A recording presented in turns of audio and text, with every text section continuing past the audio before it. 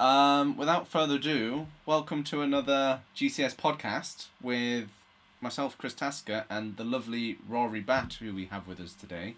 So, Rory is a business development manager for a wonderful company called Blackpoint Biotech, which is a brand new biotech company, really. I say brand new, launching soon, with a new range of dosed cannabis medicines that solve a lot of the problems that the industry and patients are currently facing.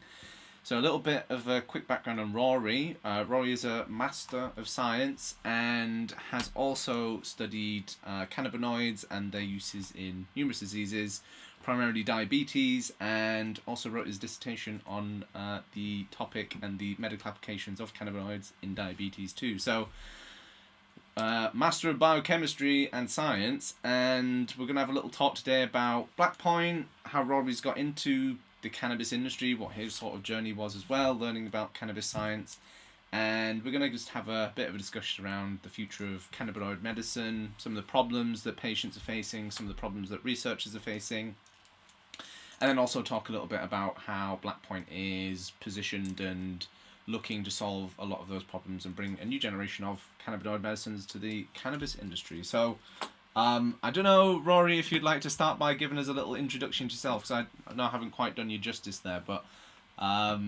if you'd like to kick us off with a little introduction to yourself, Rory, and then maybe we can talk about how we met, how we got speaking, and then we'll just start talking a little bit about all the wonderful work that you do, if that sounds good.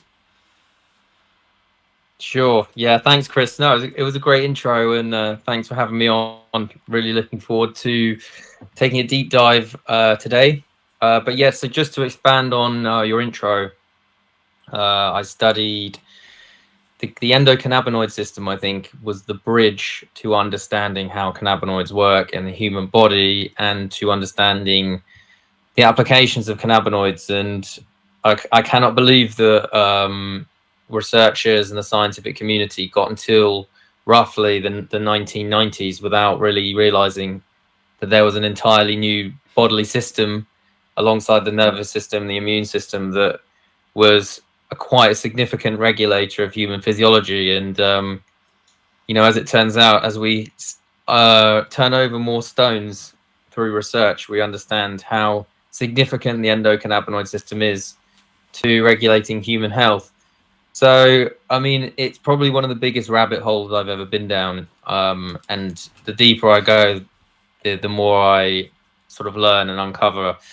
And, through my master's degree research, I pointed my attention towards type 2 diabetes and a lot of the mechanisms which were array. So you have blood lipid dysregulation, blood glucose regulation, and a lot of damage to the cellular mechanics that regulate those processes. And under the hood, almost all those processes are in some way regulated by I'll call it the ECS, because the endocannabinoid system becomes Probably cumbersome to say over and over shorten the again. podcast by 30 minutes calling it the ECS instead. Yeah,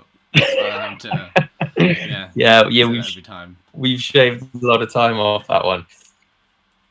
So began to point my attention in other directions and other diseases, and it's pretty significant how much the ECS is implicated in other disease processes. And once we see how disease develops, we can see how to arrest it or how to intervene. And so naturally, I think the biggest gap, the knowledge gap and tying together gap, was understanding the ECS and how it works, and then applying the interventions in a scientific way. And I know you, Chris, you like to take a targeted approach to things, and I think that's what we're going to talk about a little bit today, is the kind of targeted approach to interventions, moving beyond just the cannabis plant and a bit more to a more science-based kind of approach to addressing the concerns that a lot of people believe medical cannabis can address. I think probably, and we'll talk a bit about this a little more later on, and thank you for that lovely introduction as well, Rory. how have you found the industry's understanding of the endocannabinoid system as you've become more involved with companies in that sector? What's been your sort of first impressions with regards to the knowledge and understanding of these companies of how their medicines work, if that makes sense? Yeah, what have your impressions been, Rory? So I've not been in the industry very long, Chris, but from first sort of inspection, I would say that there is an awareness of the endocannabinoid system. There is the awareness that cannabis interacts with it, and I could say, you know, it depends on the resources a company has available to it. You know, if they need to turn a profit and generate revenue, then of course a lot of the focus is going to be on selling the product, in what capacity they can, marketing it, and not so much on the, you know, team of researchers understanding how a product can be modified and whatnot. And that's the difference between flower and biotech, I think, is how can you actually make the flower or the compounds in the flower a little more targeted to use cases. And I suppose that's, you know, if you have flower, you can just sell flower or provide flower. And there is, no matter how much you geek out about the endocannabinoid system, there's not an awful lot you can do with it apart from provide different chemotypes or strains. So I understand that there may not be the appetite to explore it, because the product can't be modified in a certain way if it's flower. But I would say there's a lot more work to be done. There's a lot more work to be done in that area. And I think collectively we can move forward, through, you know, all it takes is a few people to provide resources and webinars and educational information, you know, like yourselves, like Global Cannabinoid Solutions, to further enhance the industry's knowledge. And I think that's when there's that light bulb moment or the aha moment when the industry realizes, wow, there's a lot more to uncover here. Then I think there could be a collective exploration of this bodily system and how the cannabinoid interventions can be better suited to catering for it. Because especially when it comes to personalization, the ECS understanding it is the key to personalization. And whether it's cannabinoid medicine or medicine in general, we're certainly moving in the direction of personalization. And I guess that sort of brings us on to the lovely company that you now work for, Rory, and the mission that you've undertaken with them. Would you be able to walk everyone through that separation between Blackpoint and biotech and what traditional sort of, I say traditional sort of cannabis medicines, but let's say vaporization and the sort of crude cannabis consumption, how are those different? What are the benefits of both, and how is Blackpoint positioned as opposed to most typical cannabis companies that focus on maybe cultivation and production? What's the sort of dynamic there that Blackpoint's gone for? And would you be able to walk people through what that sort of looks like? Absolutely, yeah, it'd be my pleasure. So I think, in terms of what Blackpoint's mission is, I think there's certainly a void that needs to be crossed in terms of the provision of cannabinoid medicines to the wider population of people who could benefit from it. And the void kind of consists of problems with dosing mainly, and the consistency of taking medication. And whilst a lot of vaporizers and flower can in some way be controlled and dosed, it is by no means to the same standard as conventional medications in a capsule, or whatnot, or even a medical inhaler. There is a precision dose, and there is the ability to tightly control dosing. And I think we have championed the use of extracts, which which is the first step to taking a more precise approach. So what we would like to provide patients and doctors is the confidence that they have ultimate control over their experience with medical cannabis, because we are talking about a medication that can have side effects, or not so much side effects, but other effects such as psychoactivity. And when it comes to the suitability of a medication to perhaps senior citizens or cannabis agnostic people, they've never used cannabis before, and they have a disease, you have a compound which can be potentially anxiety inducing. It could cause them some distress if it were to be inaccurately dosed, which is not difficult to do with flower or vaporizers. So I think by using extracts, by having a firmer understanding of the exact concentration of the active components, such as THC, such as CBD, in the product, as well as a greater assurance that there is so much contained in a certain dose, it enables cannabis or medical cannabinoids to be available to the wider demographic, really. And that's what we're trying to do. Is there is a demand for people who are their needs are not being met with conventional medication. They have undesirable side effects, and where their medications have fallen short, there is an opportunity to provide these people with a safe and effective solution, which is safe to dose, and the side effects, mainly psychoactivity, are minimized. And that really is the goal of Blackpoint, is to provide this experience to patients and give them and their practitioners greater confidence in using medical cannabinoids, and ultimately providing it in a familiar format, such as an inhaler, which is a lot less intimidating than having to deal with the flower and the preparation and the loading of it into the vaporizer and whatnot. So our goal really is to provide a lot more precision and control with these cannabinoid medicines, so that a wider demographic of people can start adopting this form of cannabinoid medicine. Thank you, Ryan. I think that's I'll have to cut that, because that was a great description of the problem that you're solving. You mentioned there the inhalers, Rory. Yeah, quite lengthy. Yeah, well, but quite concise at the same time.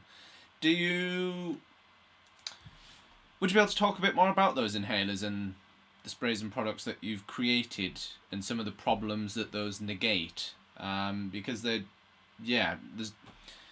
it's a sort of new generation of products that are being created based on cannabinoids and the medical potential of cannabinoids, but without all of the complexities of cannabis. Could you walk us through the sort of rationale for creating those, and then also, just a bit about the benefits, I suppose, of some of these more refined medical approaches versus, the sort of crude cannabis consumption? Sure. I've got to be a little bit careful about what I say about the products in particular, but I will do my best to talk about the features and the specs. So the inhalers are metered dose inhalers, so they're no different to what you would house asthma medications in. They contain a broad spectrum cannabinoids, high concentration of THC and CBD, around 90%. So it's not an isolate solution. It's broad spectrum with a high degree of purity of the major cannabinoids. And they come in different varieties. So there will be a straight THC inhaler, straight CBD, and a 1-to-1 combination. So mirroring the three cannabis chemotypes, and obviously certain chemotypes will be better suited to certain indications, which is up to the doctors to discern which would be appropriate for their patients. So the reasoning why an inhaler could become, a suitable product to bridge the void in why more patients wouldn't use medical cannabis is simply because it's familiar, it's rapid onset, and it's discreet. There is kind of hesitation to use inhalers or flower in public, and it becomes inconvenient. And there is still a stigma and judgment of its use. So giving patients the ability to use these products nearly anywhere they want is a great advantage to them, and it sort of forms a toolkit as to what someone could have in their basket of medications.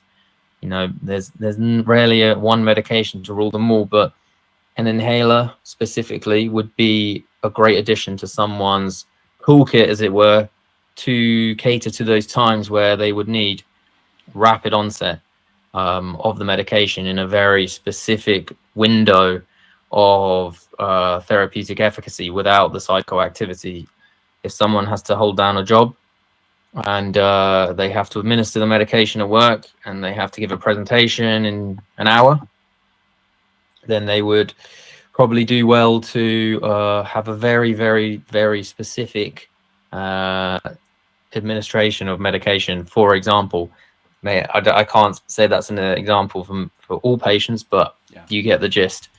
But yeah, the inhalers are in a different number of varieties, and we also have a sublingual spray that is also aerosolized and optimized for bioavailability, fast delivery as well. For the biotech products, Rory, I think it would be useful for people to know the sort of difference in the production and sort of life cycle of those products versus maybe unlicensed cannabis products that are maybe still GMP, but also they're what people are more familiar with. Would you be able to sort of outline the pathway to market and the sort of differences between biotech and conventional cannabis products that we maybe find over the counter, or maybe as well with sort of medical cannabis that's dispensed? What's the sort of pathway like for the sort of route to market and the diligence that has to go into that? Mm-hmm.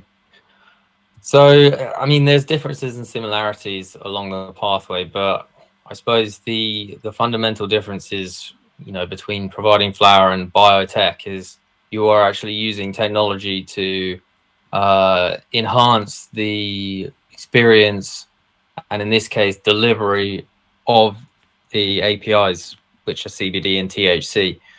So, obviously, we have to add a propellant to our inhaler and our spray to optimize the delivery, and that is done according to the standards of typical asthma inhalers. So there's nothing new there. I mean, you could argue that back in the day, an asthma inhaler was a biotech enhancement for the delivery of asthma medications. So in the same way as flower is kind of vetted, I suppose, we ensure we have a good handle on the quality and purity of the extracts. So we're dealing with extracts, so immediately there's no plant material to deal with, and we can eliminate or lessen the impacts of mycotoxins and things like that. So in the same way of flower, we would test for mycotoxins, for heavy metals, for the active compounds, for pesticides, residual solvents, everything like that. So according to all those specs, things are very similar. The main differences are just the just the way the medicine is actually dispensed and administered. And as for the pathway, the main difference really is just the extraction. and we we then simply house it into a medical device. This is not an official medical device, but it falls under a single use application of a medical device. So the inhaler casing I have on here is falls under the single use medical device. So by that standard, it is not a registered medical device, but a single use medical device. So it's a good familiar format for people. You mentioned APIs there, Rory, as well. Would you be able to give a bit of a breakdown as to what an API is? And you touched on it slightly, but just for people that don't know all the acronyms that get thrown around in cannabis. Yeah, could you outline that for the listeners for us, Rory? Yeah, that's a good catch there, Chris. API is active pharmaceutical ingredient, and in cannabis's case, there are many. So the APIs or active pharmaceutical ingredients in cannabis would typically be the major cannabinoids such as THC and CBD, but I think API specifically applies to when you are working in biotech, where you are isolating or near enough purifying a few ingredients from cannabis down into the formulation. So in our case, we have 1 to 2 APIs in our devices, and those would be THC and CBD. But in cannabis, which is why it's so complex, you could have, 10 or more APIs in the form of cannabinoids, or 30 or more APIs in the form of terpenes. So it doesn't really work for the cannabis plant, but works a little bit more for cannabis extracts. Many thank yous, Rory, for describing that, because it's I think a lot of companies throw the term around, but then people oftentimes just nod along and don't really understand what that means or what the differences are. If you know what I mean, go, oh yeah, API or GMP. Oh, okay. So sometimes, yeah. Thank you for breaking that down for everyone. In the industry at the moment, Rory, where would you put us on a sort of timeline as to how we're sort of evolving and modernizing? How good of a job are we doing? And then have you got any maybe analogies or comparisons for how you'd help people conceptualize the stage that the industry's at the moment? That's a bit of a abstract one for you, but good question. Yeah, how do you conceptualize it? How do you think about the industry? The industry, I think, is actually building up slowly, and it may not seem like it, a lot of momentum under the hood. I think we're in like if you were to picture a spring slowly coiling up, I think there's been a lot of frustration as to how slow the industry's moved since 2018, where cannabis was or would allegedly be available in the NHS. I think there's a lot of bottlenecks which exist in the industry, which prevent its rapid expansion to mirror the adoption of cannabis, such as in Germany. And one of those bottlenecks is the prescribing of the medications by GPs. And I think that is a large goal for the industries to achieve that ability for GPs to prescribe. And the reason I say there's like a coiling spring is because once that happens, or some similar developments such as that, I think things will explode. And it's been a long kind of coiling up process. So we are eagerly awaiting that. And I think no matter how much education is available, there is still a lot of stigma to unwind as to the safety and efficacy of the medication. And the main challenge is that there is evidence, and there's increasingly good evidence now with real world evidence. Organizations such as Drug Science and T21 are providing a lot of real world evidence in the UK, which is really helping build confidence and provide the evidence necessary to convince people. But you know, humans are emotional creatures, and you can even present the most highest quality evidence to a healthcare provider, and it's not about the evidence, and it never was. It was about it's about a stigma, and it's about emotion, and it's about a narrative that's been formed by propaganda. So there is still that challenge to even when you present people with evidence, for them to actually believe what they see in front of them, and not the programming, as it were, or conditioning as to the safety and efficacy of cannabis. So some quite large hurdles to overcome, but you know, as we see in other countries, it is possible, and it is developing. So I do think, Chris, at a certain stage there will be sort of an explosive moment where the industry does kind of pop. And these things, they never happen super quickly. It's slowly, then all at once. And I guess once GPs are able to prescribe, then the numbers of patients in the UK will drastically increase. But I think it's inevitable. It's just a question of playing the waiting game. And I know for a lot of companies that's difficult, because there's been a lot of investment in the space, and you know, everyone's running a business at the end of the day. So time is of the essence for a lot of people in the industry. So I do hope that, for the patient's sake and the company's sakes, because there is no industry without the companies. So I hope for everyone's sake that things can move along in terms of the floodgates opening, mainly for GPs to prescribe. But there's obviously more things to address, such as the suitability of medications for people, and that's what Blackpoint's hoping to achieve, is to provide a medication that gives providers and patients a bit more confidence to actually use cannabis. So those are just a few of my thoughts, although there's probably way more factors at play. I loved your spring analogy, Rory. I think that's a great. Well, after springing it on you, it was a nice way to, describe it. Very good. The pun's awful. You mentioned stigma, Rory. How? I mean, a couple of things on the stigma.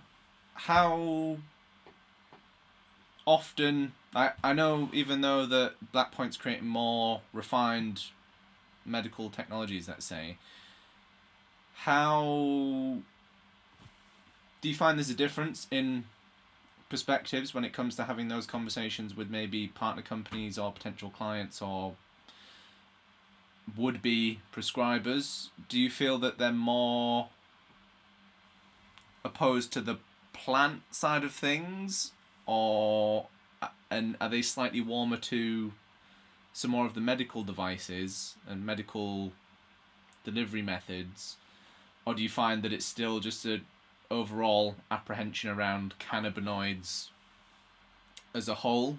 Do you find that some of the devices that you guys have created are sort of able to help people sidestep that stigma or that fear or that sort of taboo that they maybe feel as though that they're getting into? Sure, and I think in general the people on the inside of the industry are very, you know, they're invested, they're aware, they've generated a good amount of understanding and awareness of what they're dealing with, and they're very much, you know, that they're very much have dissolved the stigma. But I'd say there are still concerns, I would say, or hesitations when it comes to using the cannabis plant in its original form, because of the void or the discrepancy between that and traditional medications. I mean, if you know, these are doctors we're talking about, and GPs, or specialists, sorry, not GPs, they're used to administering drugs with very, very, very tight dosing conditions. They're not herbalists or traditional Chinese medicine people that will give you a gram weight of bark or roots or leaves like cannabis and tell you to boil it up in a pot. You know, we work in a different framework, or these specialists work in a completely different framework. So they want to have something fit their model, and that's what we are doing. We are trying to fit cannabis with all of its former glory and all of its all of its components, or the main components, into a way for them to use it with confidence. And I think there is definitely an aversion. There are the forward-thinking doctors are on the holistic spectrum or side, and they do champion the kind of full broad spectrum side of things, which is why we certainly did not decide to use isolates in our products, because the therapeutic efficacy dramatically drops when you use isolates, and you do separate and destroy the matrix of how the plant works and its complexity. So we've tried to find the middle ground there to still champion the plant's complex benefits whilst emphasizing just the two main components, or APIs, CBD and THC, with a few of the backup singers, as we call them, the terpenes and the cannabinoids, but them playing much less of a role. So there was a report created by Voltfas, which brilliantly addressed the main issues that prescribers have with sort of the champion cannabis with a lot more of their patients, and those were mainly around dosing, really, and having control of the dosage, and this is really what we are trying to achieve, and like I said, to give the practitioners greater control and confidence into what they're administering, because a lot of the practitioners deal with cases of certain conditions that are very dose sensitive. Cannabis is a biphasic medication. It can have differing effects at different doses. So it's extremely important that a patient and a doctor are able to have strict, tight control over the dose, because, THC can be, for example, anti-anxiety at very low doses, but extremely anxiogenic at higher doses. And, there's numerous other effects such as that, which can happen. So I think we are trying to allay the fears of the industry and practitioners in particular by providing that stringent dosing. And a lot of patients that use medical cannabis have exhausted a lot of other medications, and they will often be on a cocktail of numerous other medications. And when you are dealing with that cocktail, it is very important to have a very, very, very tight control of the dose of cannabinoids you're introducing. I think there's great fear and hesitation from, if you're a specialist with the relatively little knowledge of cannabis, and there's even less knowledge on the interactions. So it's mostly anecdotal at this stage, and doctors share their case studies with one another. So to have a device which gives you confidence in the dose and the ability to titrate very gradually is potentially useful for that situation. Experience the future of cannabis with Global Cannabinoid Solutions. Why GCS? Because we're here to revolutionize the cannabis industry and lead the way into a bright green future. Knowledge is power, and we've harnessed it to supercharge innovation and drive progress in the industry. At Global Cannabinoid Solutions, we're applying cutting-edge scientific know-how to provide you with game-changing solutions right now. Our scientific expertise has already fueled medical research and innovation. Now, we're taking that knowledge to modernize and expand the influence of the cannabis enterprise. We're at the forefront of industry transformation and are driving socially responsible business practices. We're broadening perspectives and opening up new business opportunities. Our mission is to unite knowledge, disseminate it far and wide, and fuel industry growth with principles of modernization, applied science, innovation, acceleration, and social responsibility. Our vision: unleash evolution. At Global Cannabinoid Solutions, we're questioning the status quo. Are you leading the industry, or is it leading you? Is your understanding of cannabis science holding back your company's progress? We're here to reinvigorate the cannabis enterprise with the strategic application of cannabinoid science. We work hand in hand with the cannabis industry to validate and optimize enterprise using expert insights into the science that underpins it. We operate on a global scale, maximizing your investments in both time and money. We're here to galvanize businesses and their leaders, equipping them with the knowledge they need to navigate the challenges of the 21st century. Like an F1 pit crew for the cannabis industry. Everyone knows F1, but not everyone can drive the race car. Most people are observers, few are drivers or engineers, and very few have the knowledge to innovate and engineer these high-speed vehicles. That's where we come in. Global Cannabinoid Solutions is the pit crew for the cannabis industry. We bring forefront knowledge and science to the cannabis industry racetrack, helping you stay ahead of the curve. Science and sustainability, lead the pack. We're here to help you lead the pack, collaborate instead of competing, innovate and differentiate, and take the lead in the industry. Don't let the industry lead you, lead the way with Global Cannabinoid Solutions. Experience the future of cannabis with us. Visit our website at cannabissciencetraining.com and discover how we can help you build a race-winning vehicle for change. I think you've outlined that perfectly there, Rory.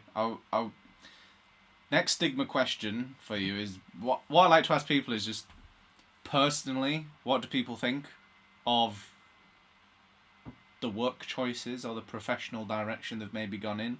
So, let's say, sometimes I speak with doctors who transitioned into becoming cannabis prescribers, and there's a lot of taboo or maybe discussion amongst their colleagues as to, what are they doing? Don't they know it's dangerous? I guess there's a lot of interpersonal relationships that are also affected by working in the cannabis industry in different ways, whether it be perception or maybe misinformation really as to what's going on. But how do you find that sort of friends, family and colleagues have reacted to your direction and journey into more cannabinoid territories, should I say? Like, I think I was speaking with, I won't name any names, but a friend from a pretty conservative Asian family, and then his parents are all staunchly against his decisions to work in the cannabis sector or start looking at cannabis medicines, things like that. How's that sort of been for you, Rory? Or have you found it quite a smooth transition, having done a degree, so your family sort of understands it, friends understand it? What's the overall perception that you find people have of the work that you do? Yeah, great question actually, Chris. I'm very lucky and fortunate that most of my friends and family are pretty open-minded. They're pretty forward-thinking, and whilst they're not deeply involved in the industry or what cannabis is or what it does, is they're very understanding. And I think they simply don't know what they don't know, which is a great level of awareness to have. And I think that they are open to things changing. They realize that there is a lot of potential here, and there's a lot of misunderstanding, and there's been a lot of misinformation. So yeah, even my elder kind of relatives are quite aware of the potential that lies here, and the kind of, I'd say, the clearing up of the mess that is happening, and the growth and exploration of the industry. I can't say that for everyone. There are still people I know on the peripheries of my sort of social group or family that they are still ingrained with their old beliefs, and they probably won't change them. But it's mostly, there's not an opposition to it, rather a sort of selective ignoring of it, and just continuing down their path of understanding of medicine, and sort of just letting this thing do its thing. And I think, there's the stages of maturity, ideas and industries go for it. First they laugh at you, first they ignore you, then they laugh at you, then they fight you, then you win. And I don't know, what sort of phase do you think we could be in right now in that paradigm? I think maybe if we go with the political and medical, again, good question. Politically, I think it's the ignoring for the most part. Stick your head in the sand and hope all the loud patients go away. Medically as well, I think there's still, it's still in the ignoration stage. There's not, From what I've seen, the majority of doctors don't really want to engage with it. They're too busy already. They've got enough troubles going on. There's already enough medicines that they don't understand.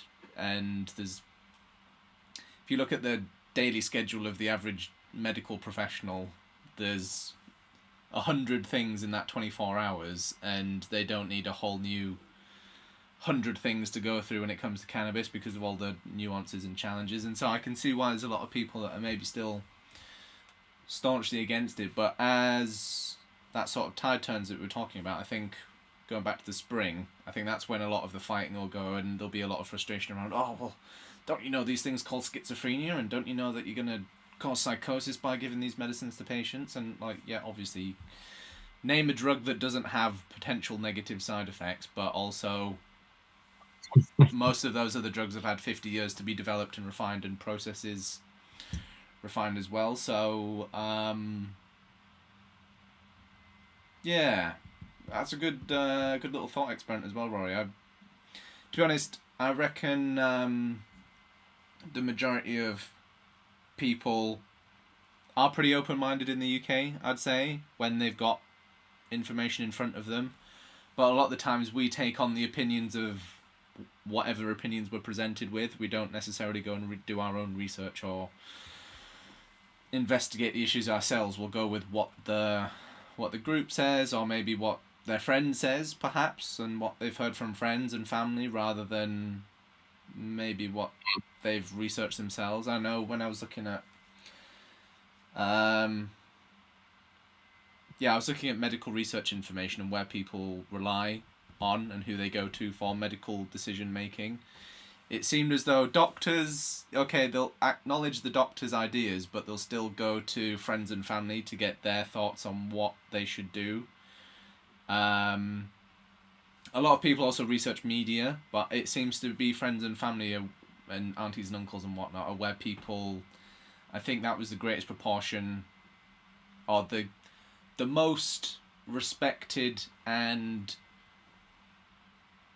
heavily considered viewpoint was, friends and family and what they think versus what they're maybe told or what's maybe given to them, which I found it quite interesting. How much that relates to cannabis? Yeah, that is interesting. I mean,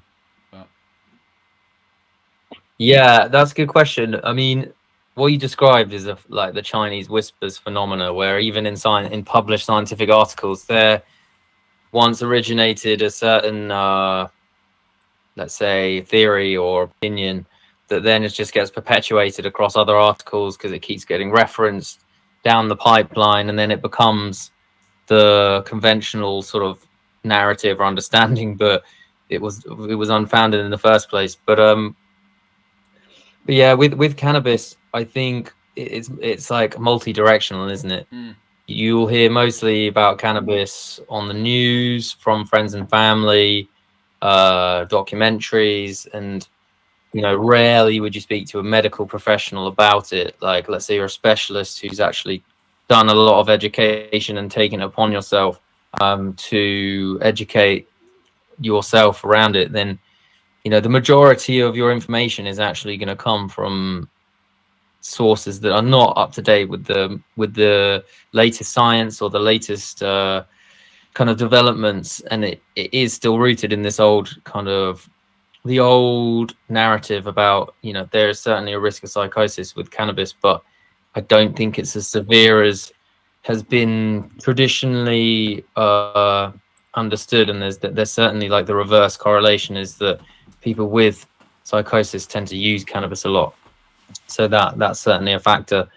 But there's lots of great people actually directing their attention towards that specific concern as to what extent is the risk of psychosis with cannabis, and what are the risk factors, and that I think we'll have a lot of good data around it by the time that spring takes off and the fighting does come around. But you've made some good points about doctors and how time-starved they are, and I don't know the workings of GPs versus specialists and how time-starved they are. I know GPs are very time-starved, but perhaps if you're a specialist, there's less of that revolving door kind of churning of patients in and out, because a lot of them own their own private practices, and they have a lot of ancillary support around their practice, which reduces the load, which gives them more time to educate themselves about cannabis. But if you're a GP in a local small town practice and you're flooded with patients, then good luck having them have any sort of time to consider an individual case as a patient, and B, understand the nuances of cannabis. So there is almost a systematic barrier for cannabis to be introduced into GPs, because simply they do not have time to deal with that complexity in their practical day-to-day operations. So I guess, it's up to the industry to build the tools, the practical knowledge base and applications to minimize that time to understanding and use for ultimately GPs, because that's where we all want to go. That's where the industry wants to go. On that point, I'm going to plug the GreenShield training program, totally free for everyone. So if you are a doctor, GP, patient, anything in between, got lots of free education at cannabissciencetraining.com. So do go and check some of those out. And to your point, Rory, I think there's got to be a lot of analysis done on just like who actually wants to engage with this, who can be bothered to engage with this, and then also who has the decision-making capacity as well with regards to the hierarchy in the NHS. It's got to very much come from the top down, it seems like, everything NHS-wise. It's very hard to do anything grassroots, let's say, in the medical sector. It's quite strange. Well, I say strange, it's very strict and regimented and organised, isn't it? It's its own little world. I was going to ask you about the ECS rabbit hole that you went down, Rory, and another question I like to ask people is, what was it, how did it go when you were reading about the endocannabinoid system? Because I remember sort of being amazed by cannabinoids and CBD, things like that, and going, wow, these compounds are incredible, but then you realise they're sort of pushing buttons in the body, and then, whoa, there's all these endocannabinoids. What could you sort of describe that learning process or learning journey, Rory, depending on how vividly you remember it? Because I know a lot of people have these sort of like aha moments, and I thought, it's quite nice to share those with people, I find. Oh yeah, there was many light bulb moments that just, the deeper you go, the more the light bulb kind of pings. But no, great question. So, I suppose the kind of crux of the rabbit hole was that, our bodies have evolved over millions of years from whatever organisms we evolved from. If we did evolve, that's a different discussion. But in any case, we interface with our environment, and our bodies are continuously seeking to be balanced and to seek a state of homeostasis. And, inevitably we will interact with all sorts of different types of plants, animals, and environments. So essentially what the cannabis plant is a way of interfacing with the outside environment. And what's happened over the course of human evolution is that the body has developed a way of interacting with plants specifically, and in one case that's a cannabis plant. And I think the biggest light bulb moment was when I discovered that there was many other plants which also push similar buttons in the endocannabinoid system, and there was the sort of chicken and the egg sort of dilemma as to, well, what came first, cannabinoids or endocannabinoid system? And I don't quite know. I think I read something recently that gave a definitive answer that it could have been the cannabinoid system to evolve first, but you can't really have one without the other, because these are analogous compounds. And what the endocannabinoid system essentially is it's a way of us to interact with plants to modulate our own internal physiology. And the cannabis plant is one of the most potent regulators of this system. But you know, you have things like echinacea, to a certain extent, cacao, cacao theobroma, chocolate. Although if you eat a Milky Way, it's not going to do that much. It's got to be like a nice dark chocolate. Maybe if you eat enough Milky Way, but I wouldn't advise that. There'd be a lot of Milky Ways. So yeah, a lot of Milky Ways, a lot. So yeah, that was my kind of understanding, is that we have evolved to communicate with plants, and that's essentially what the endocannabinoid system is. It's a way of interfacing and communicating with the outside environment through ingestion or application of these plants. So you know, there is a reason that we can modulate our own physiology through these plants. And it's for us to, you know, inevitably when sickness occurs, or even in the case of infection, a change happens to the endocannabinoid system. Like it gets thrown off, and the internal levels of cannabinoids drop or spike, and that's where disease can occur, when that imbalance occurs. And naturally, what you would do then is seek to modulate the system externally through the use of cannabinoids or cannabis, or even something like cacao or echinacea, to provide some stimulation or suppression of the system. And you know, this is where the biggest light bulb moment for me, besides that kind of external modulation light bulb, was like, right, this is how you can get personal with cannabinoid medicines and other medications for that matter, is that you look at one thing that is not done enough and needs to be done, is actually the measurement of endocannabinoids in response to the application of cannabinoids. So some trials have done this, but nowhere near enough. I think, you know, where in a clinical trial where someone would measure, let's say, blood pressure, heart rate, for example, as the main biomarkers of how a change would occur, I think the levels of endocannabinoids need to be standard practice to be measured, because then you can actually understand the black box mechanism of how this is actually working.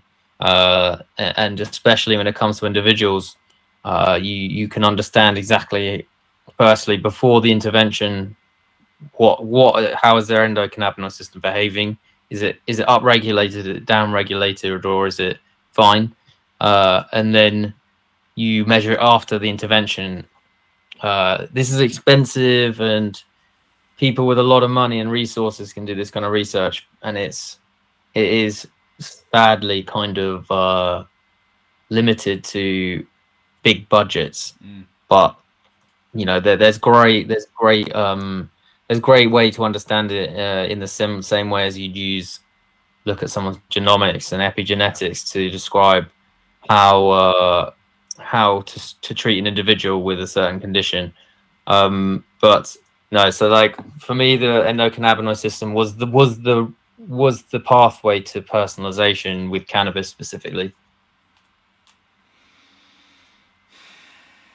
You make a great point about the endocannabinoids. We look very externally and haven't done a great job in cannabis research of measuring the internal biomarkers, which give you a better indication than anything of what's going on in the body, rather than sort of having to sort of extrapolate or infer what's going on. So yeah, here's to more endocannabinoid research. We'll hopefully be able to get some going in the UK again at some point. But if yeah, I hope so. Fingers crossed. Anyway, I was going to ask you about diabetes, Rory, and how the endocannabinoid. I mean, it varies on the diabetes and the person, but roughly speaking, when you were looking at that as part of your dissertation, what were some of the takeaways that you found from looking at endocannabinoids and diabetes and how that sort of correlates? Because you hear a lot of diabetic people who are maybe using cannabis to manage some of their diabetes and blood sugars and glycogen. What was it that you sort of found, or what were some of the key takeaways that you got from investigating that relationship? Great. Yeah, I'm glad you touched on this, Chris, because diabetes is one of the leading chronic diseases across the Western world, and increasingly so other parts of the world. And the simplest way of describing it is that the endocannabinoid system is the mediator of the classic dietary mishaps that lead to type 2 diabetes. So the two biggest ones are refined sugar, and then there is omega-6 fatty acids. So, refined seed oils are finding their way into almost any food. And the simplest thing is, if you eat processed food, you're going to be getting refined sugar, you're going to be getting some form of hydrogenated oil. And basically, in response to a high amount of sugar and a high amount of omega-6 fatty acid, that would massively throws off the production of endocannabinoids. So especially omega-6 fatty acid is actually used to synthesize certain endocannabinoids. So a person who is eating a standard American diet or standard Western diet is stimulating the overproduction of endocannabinoids, and essentially overproducing endocannabinoids leads to a myriad of different things. Firstly, you get insulin resistance, which is the inability of the cell to take up sugar from the blood. So you will then have spikes in blood sugar. There is also a lot of stuff that happens in the liver in a response to high amounts of endocannabinoids, such as the generation of LDL cholesterol. There's a lot of inflammation that happens. Immune cells are triggered by this kind of phenomena. There's lots of inflammation of tissues that leads to the complications of diabetes, a lot of oxidative stress, and it really is from the central mechanism of high levels of endocannabinoids. And there was a great example of just how potent the endocannabinoid system was in the production of like weight gain and diabetes. And which I don't know if you probably heard of them, Chris, but there was a gnarly synthetic cannabinoid drug called rimonabant. Oh yeah, that was scary. That was pulled from the market. Scary. But this drug, over quite a few clinical trials, produced unbelievable weight loss for people with obesity, and it was honestly a miracle, because it had a direct interaction with the blocking of high levels of endocannabinoids. So the endocannabinoids were unable to bind to cannabinoid 1 receptor specifically to induce these lipogenic, pro-diabetic kind of results that you see from a high fat, from a Western diet. And yeah, people experienced incredible weight loss. Their blood sugar came down. Their their markers of diabetes across the board came down. But the hideous side effect was like crushing psychiatric side effects, led to a lot of people committing suicide, which was pretty awful. And unbelievable. And it was a very tough way to find out the way that the endocannabinoid system works, and it was the they're trying to make that same drug but limiting it to the peripheral kind of modulation of the cannabinoid system without the central effects, because it was the central effects that led it to have those psychiatric side effects and the suicidal behavior. But in any case, we did find out that by modulating the cannabinoid system, one was able to reverse these metabolic mechanisms which led to diabetes and obesity. And recently, I actually found a paper the other day that found that finally measured, like, took years for this to happen, but someone finally measured what actually happens to insulin in response to smoking cannabis. And, of course, insulin was actually reduced. The production of insulin reduced because cannabis makes the body more insulin sensitive, so you need to produce less insulin, which is great. And so that reduces hyperinsulinemia and it improves insulin sensitivity. And there's been a lot of epidemiological studies before that which showed that the waistlines of people that were cannabis users and their insulin and their body fat was a lot less than non-cannabis users, despite eating the same amount of junk foods. So finally, there's a clinical trial which actually has solidified that evidence, and I'm going to be doing a bit more work on some blogs and things to communicate that. But it's a huge application that's just floating there, not really explored or understood. Thank you for running through that, Rory, because it's nice to have an actual disease case to be able to apply the ECS endocannabinoid sort of theory to make it more tangible for people, so they understand how that sort of web of connections works, and then how adjusting the web in some way has effects on the rest of the web too. I remember hearing about the Ramonabant story, and just hearing how incredible the drug was, and then there's the big but, which was, well, it also took away all of the enjoyment and bliss out of the people's lives.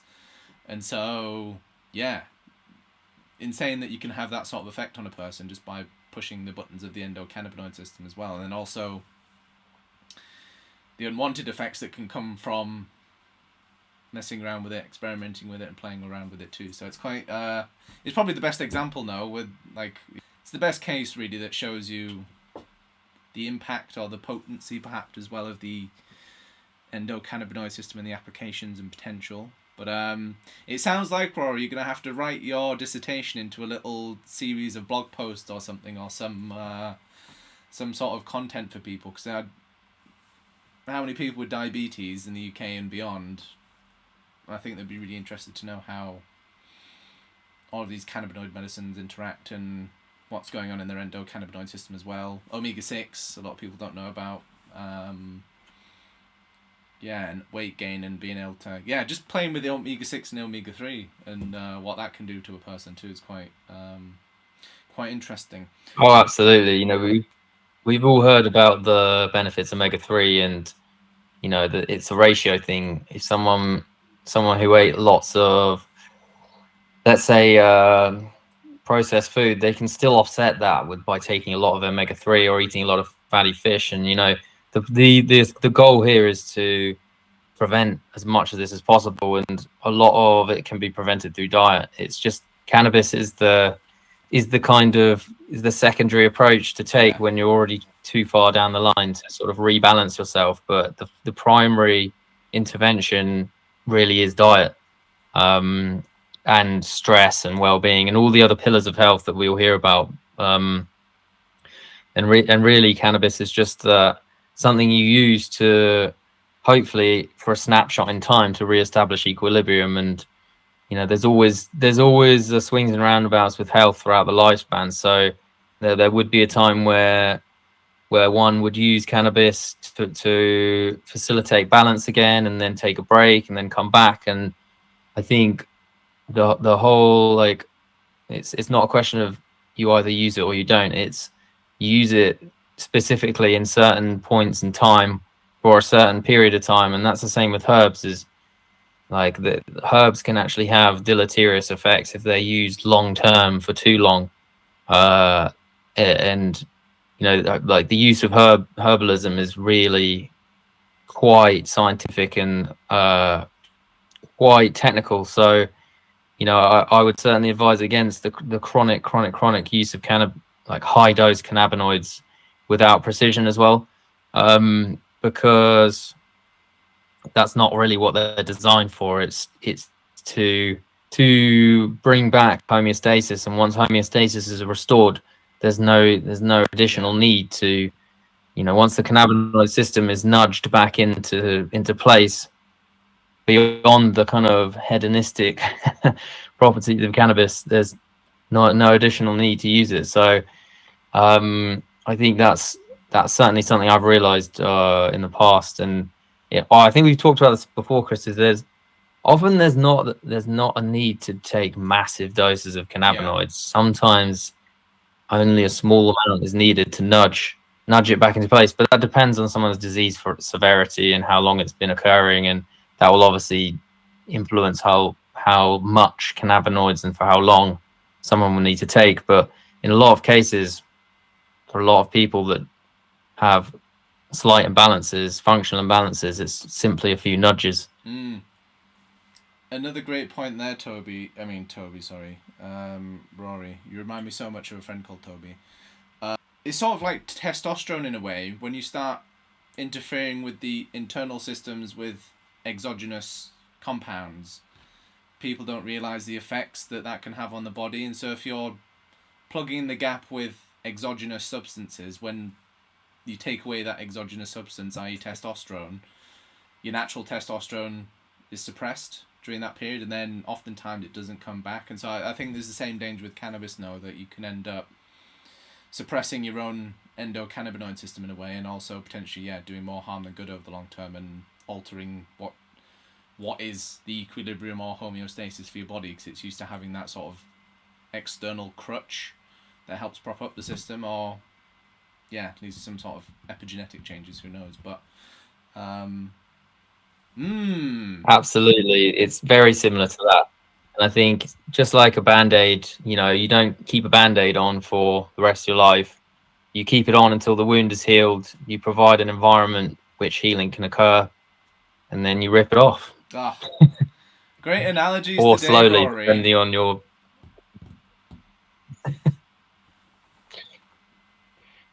thanks.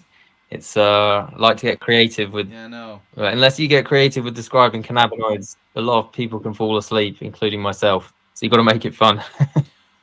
Well, sad thing is, it's always locked away in like sort of black and white text, and gets quite boring if you've got to read a 2,000-page paper to understand what's going on. If it could be conveyed in an image, that would be incredible. But we'll get there in time, I suppose. I think they'll end up doing accelerated medical degrees soon. It'll all just be like visual models, rather than here, read these textbooks and see you in 6 months and do your test. But I digress. Honestly, if you were to give someone a research paper with all the mechanisms down in like columns versus a depiction of a cell, you almost get the cell in 10 minutes or half an hour, but it takes you so long to visualize it so visual illustrations, I think, definitely the way to go. Absolutely. We'll have to make a few of those, Rory. I think that's another project, Chris. That's definitely another project. We'll Good infographic. What I was going to ask you, Rory, was everything we've discussed today. Do you have any takeaway thoughts or ideas for people that are listening, and information that you would like to impart on them or to them based on everything you've learned over the last couple of years? Are there any key messages that you'd like to share with the audience about what you think are the most important discussion points in this cannabis medicine and science and industry discussion? I think if someone is looking to use cannabinoids or cannabis for themselves, I think the one of my main kind of learnings, I suppose, is to actually, you should always go to your GP or your specialist to seek their advice and to ultimately heed their advice. But I'd say do not outsource your health too much to other people.